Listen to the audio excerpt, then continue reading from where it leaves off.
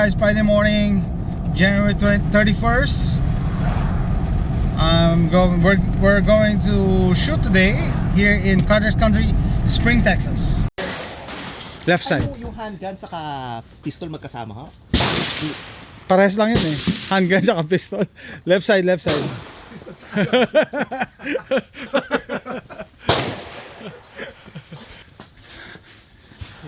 Dito yung pistols on the other end.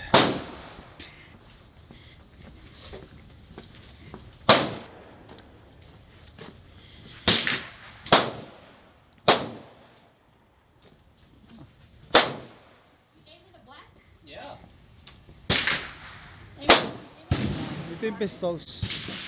Bago, brand new. Patulong ko yan. Woo! Natin.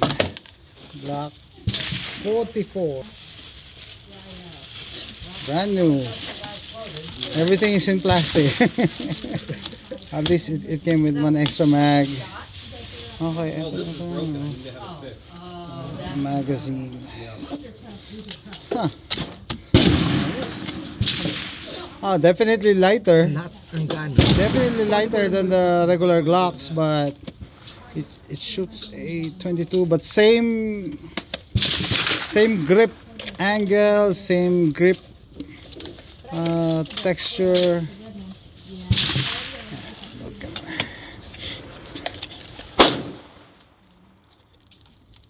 That was I think you put it right.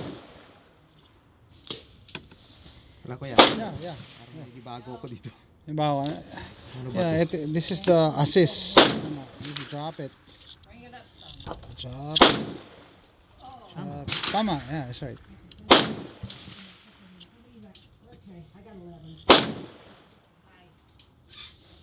Sige.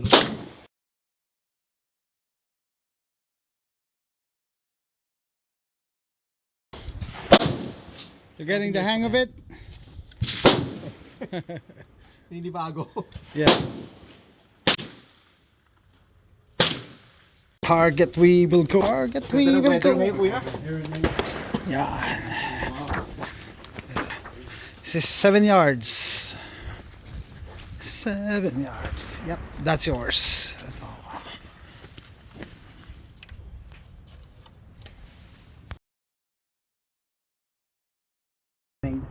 Okay, first time with the Glock 44. Dito lang tayo nagdudo ng Remington Thunderbolt. Okay. Here we go. First shot.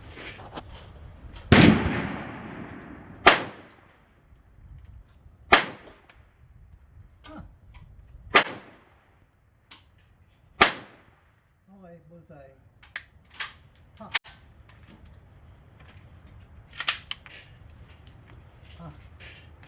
Failure to eject.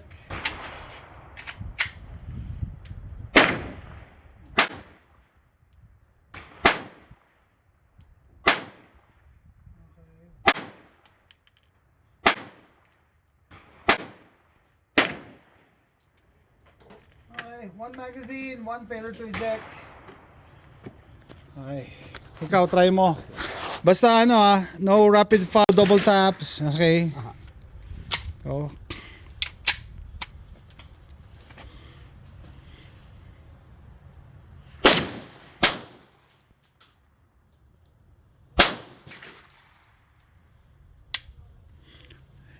Eject. Let me see. Ano yung bala? Parang ano siya? Light timer snipe? Magazine. Hindi, yung bala mismo yata eh. It did not ignite. Hindi nag-ignite. Okay. So, it's the ammo. It's not the gun. Okay.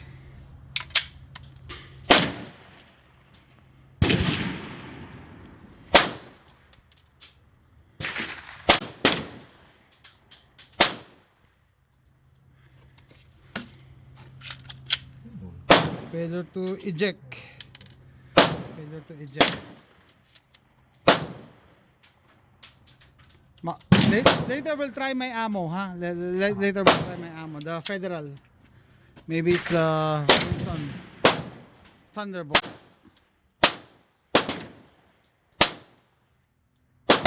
None.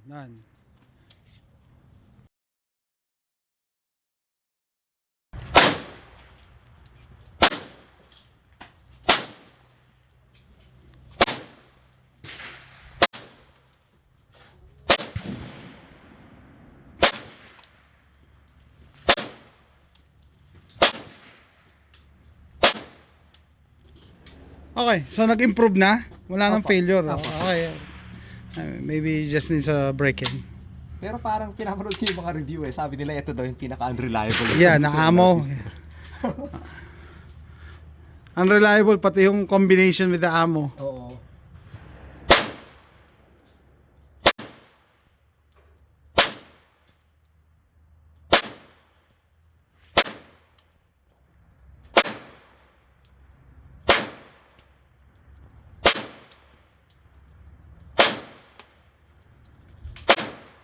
Done. Oh, Ayun see? ba?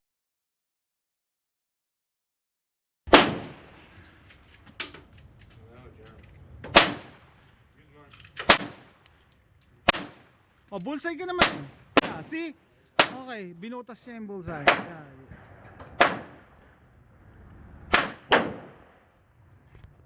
Ba't di nag-open bolt? Kung ano? May siya ano? Anong tawag ko pa yan? May Spent casing? pen casing. Okay. Failure to eject. Number 2.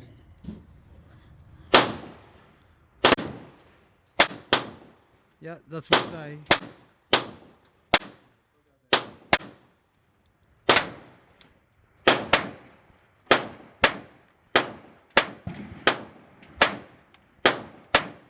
Sarap iputok ng 22, no? Kaya try ko yung Try my federal.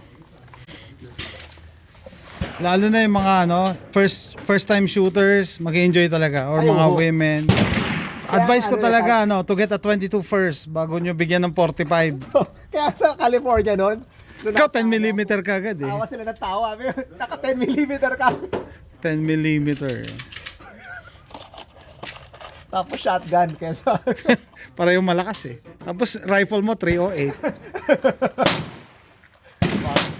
Kaya tuwan-tuwa ka sa 22 LR ko na bolt action. Sniper. Ang sarap kuya. Oh. Yeah, so we're gonna compare the Remington Thunderbolt against the Federal match grade ammo. So far we have 2 failure to eject, right? Failure to extract. Kurma, 5 na sila. Ah, 5 na? 5? Okay, 5 na sa Remington Thunderbolt. Siguro nakakatatlong magazine. Okay. Sige, nasa break-in period pa naman siya. Okay. Let's try it.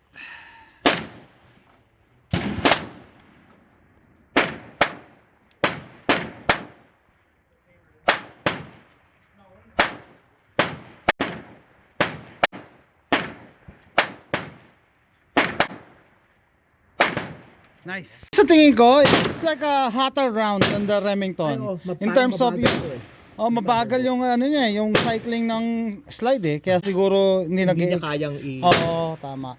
Kailangan mas mabilis. Oo, mas Kaya ayoko sayangin yung bala niya. tignan ko lang kung ilang FPS. Ilang FPS ba yan?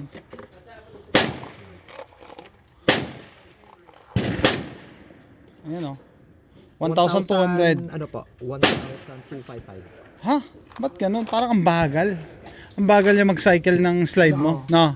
Kasi mararamdaman mo yung Yeah, I know. I see it's a video. Ito, maganon talaga siya. Oo.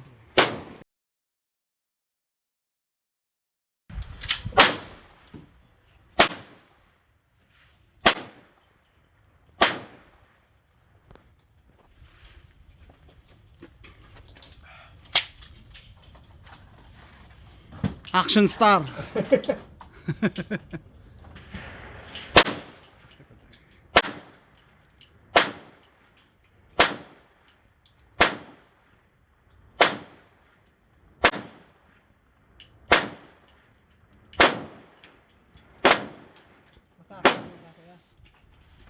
Nag-improve, di ba? Nag-improve siya. So, just needs a break-in period. Ano sabi sa review about the Glock 44? hindi siya reliable. Sabi sa review Pero so far after namin ma-break in, mas ano no, mas nagiging reliable na siya, no. So may initial ano talaga siya break-in So period. mga every other mag, nagkakaroon siya ng isang failure. Aha. Eh ano, pinartneran mo kasi ng hindi reliable na bala eh. Yan, oh. combination niya talagang- Remington Thunderbolt eh. Yung Remington Thunderbolt, ano, maganda yan sa mga ano, yung mga bolt action Bolt kasi action, hindi mo kailangan pwede i-cycle sa eh. Yeah, pero pag semi-auto, medyo alanganin.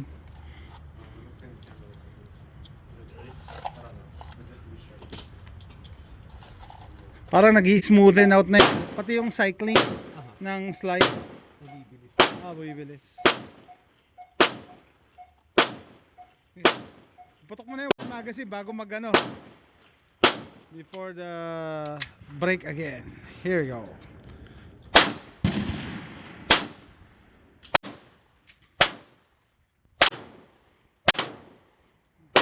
This is his target. You already destroyed the bullseye.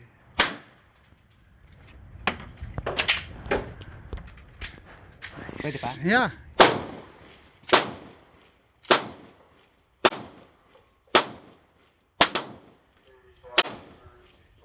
Ceasefire, sakto, sakto. Sabi mo sa 22 na pistol. Ayos, enjoy. Pwede kang magsawa talaga eh. Hindi siya nakaka-intimidate, hindi siya yung recoil tsaka yung tunog, hindi nakaka-intimidate, diba? Ma-maintain mo yung fundamentals mo eh. Yeah. Actually, binutas mo na yung target mo eh. Oh. Ay, Mas marami yata na send sa akin downrange. Butas na yung target niya eh. Okay. Oh, ito, di ba sabi mo, based sa review, hindi reliable ang Glock 44. Pero ba't mo binili? Kasi Glock fanboy ka. Glock fanboy. Hindi, kasi Glock kasi yung ano niya, carry pistol niya. Glock lang. Kaya sabi niya, dapat parehas lang din yung ano. Para hindi ka manibago. Ano daw yung grip daw niya ano eh, 19. Glock 19. Yung size talaga niya, 19 siya. Okay. Kaya iniisip ko kuya eh, ano eh, sabi ko, try ko kaya mag Glock 29. Tapos nung tinignan ko sa store, taba pa. Taba? Mataba yung ano. Iba yung tsura. Mali kasing ano niya, sin laki niya yung 19. Pero ang lapad. Ako, ang suggestion ko naman sa Glock, sana dinagdagan nila ng konting weight. Yung, Parang ano eh, no? Parang sobrang gaan. Gaan eh, no? Parang, akala ko, Polymer yung ano eh, polymer yung ano niya, yung slide. I know. Talaga? Polymer Polymer siya. pala. Kaya pala. Tapos yung bakal lang doon, yung parang rim niya, yung parang gilid. Okay. Pero yung buong Hindi ko alam yun, Para siyang I airsoft. didn't know that the slide is polymer. Kaya pala ang gaan. Ang gaan niya. Sabi ko sana man lang may konting weight para kung training tool siya, hindi ka maninibago. Pag I grab my Glock 19, tapos yung Glock 44, pareha. Mararamdaman mo iba eh. Sabi ko ganito gaan. Yung looks parehas, yung grip parehas, pero yung weight. Pero overpriced siya kuya. Ang mahal niya. Halos ano rin yan eh. Halos 375, 365. Ano. Yung ano ko, yung TX22 ko 250 lang eh. 250. Meron pa siyang ano, promo na extra 3 mags kaya dami kong magazines. Kaya sabi nga ni yung sa Military Arms Channel, sabi niya ganun. Kung hindi ka nagtitrain for a Glock 19, kung hindi walang size sa iyo. Wala siyang use. ang carry pistol mo 43X, diba? 43X. Okay. 43X. Try natin. Mamaya pahawak lang doon sa ano. Pahawak ng kwan mo. Yung ano ko dyan, may maamo din ako 9mm kaya gusto mong i-try. Titignan Tapos natin. ka-extra man.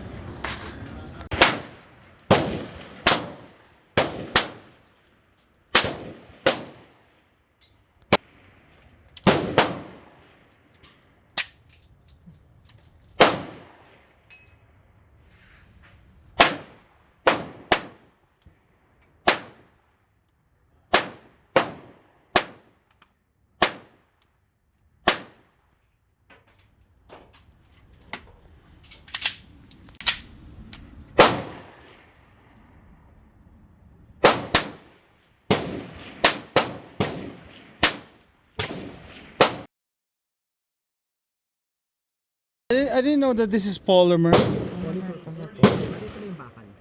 What? Ito, yung sa bottom.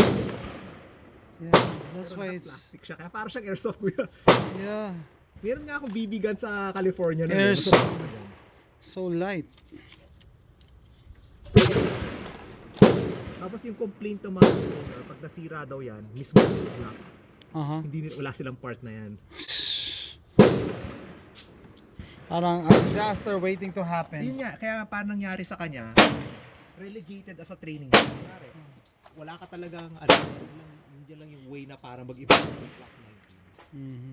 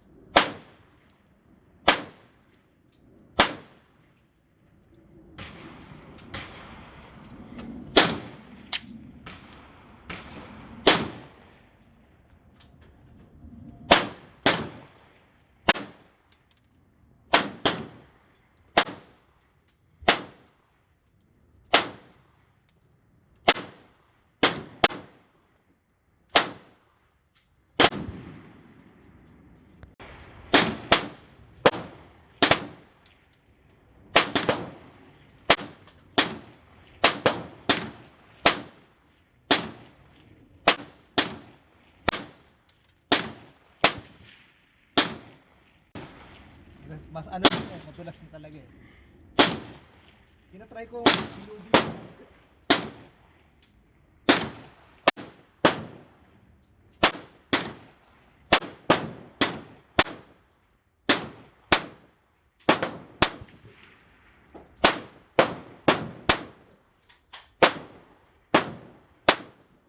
Sarap ko yung patok.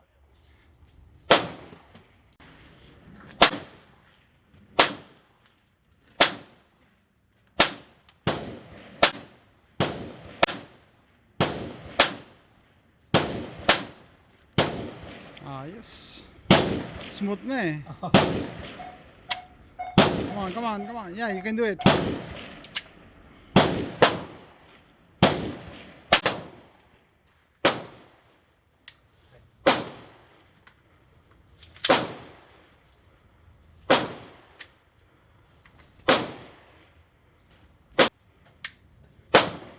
Yeah, no. Binabaril ko yung masa taas eh. Mhm.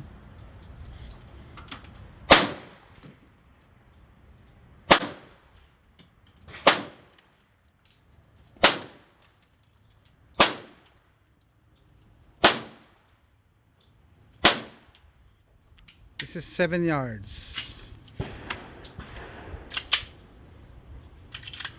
It's empty. Para make sure na walang ammo. Yeah.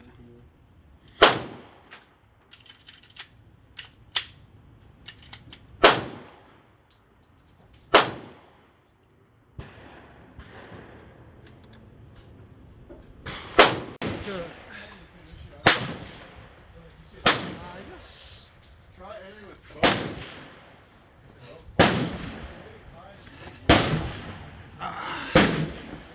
Kailan kaya alisin ko na? Ah. Ito po.